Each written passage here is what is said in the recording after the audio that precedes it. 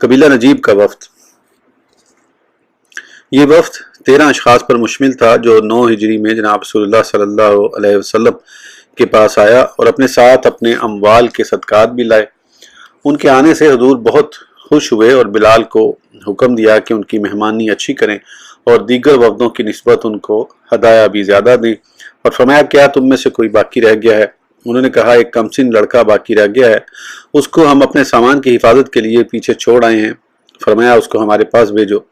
وہ جناب رسول اللہ صلی اللہ علیہ وسلم کے پاس آیا۔ اس نے آتے ہی کہا میں اس گروہ میں سے ہوں جو ابھی آپ کے پاس آئے تھے۔ آپ نے ان کی حاجات پوری کی، میری حاجت بھی پوری فرمائیں۔ جناب رسول اللہ صلی اللہ علیہ وسلم نے فرمایا تیری حاجت کیا ہے؟ اس نے کہا آپ اللہ سے سوال کریں کہ مجھے بخشے اور مجھ پر رحم کرے اور میرا دل غنی کر دے۔